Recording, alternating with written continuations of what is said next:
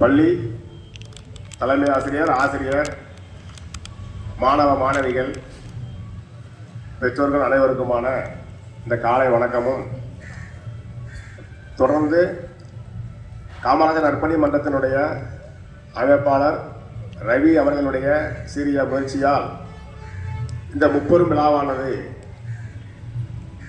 தியாகி கக்கன் அவர்களுடைய பிறந்தநாள், தியாகி மாப்போ சிவஞானம் அவர்களுடைய பிறந்தநாள், போதை பற்றிய விழிப்புணர்வுக்காக இந்த பரப்புரையையும் இன்றைக்கு ஏற்பாடு செய்து இந்த பள்ளியிலே மாணவ மாணவிகள் பயன்பெறும் வகையிலே ஆசிரியர் பெருமக்களின் அறிவுறுத்தலின் அடிப்படையிலே இந்த நிகழ்வு நடைபெறுகிறது. இந்த நிகழ்வில் பாலன் அவர்களும், அண்ணன் சக்திவேல் அவர்களும், மாரிமுத்து அவர்களும், திருவாளர் ரவி அவர்களும், தலைமை ஆசிரியர் அவர்களும் கலந்து கொண்டிருக்கிறார்கள். அவர்களையும் வருக வருக என வரவேற்கிறேன். இன்றைய தினத்திலே போதை பழக்கத்தை பற்றிய விழிப்புணர்வுக்காக பின்னர் உரையாற்ற இருக்கிறார்கள். முன்னதாக தியாகி மயிலாப்பூர் பொன்னுசாமி சிவஞானம் என்கிற மாப்போசி அவர்களை பற்றிய ஒரு சிறு குறிப்பு. சுதந்திர போராட்டத்திற்காக பாடுபட்டவர்.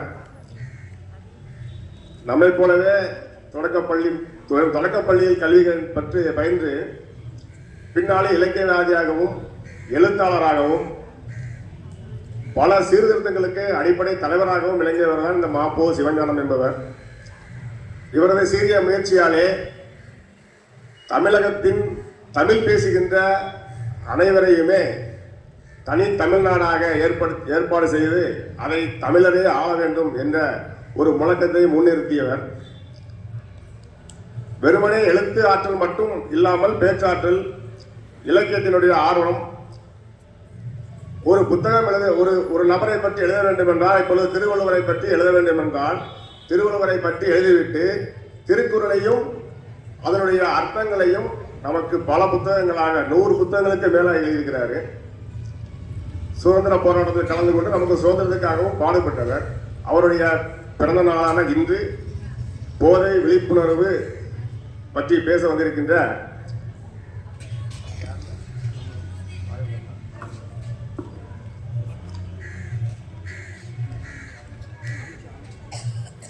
திருவாளர் சக்திவேல் அவர்களை வரவேற்கிறேன்.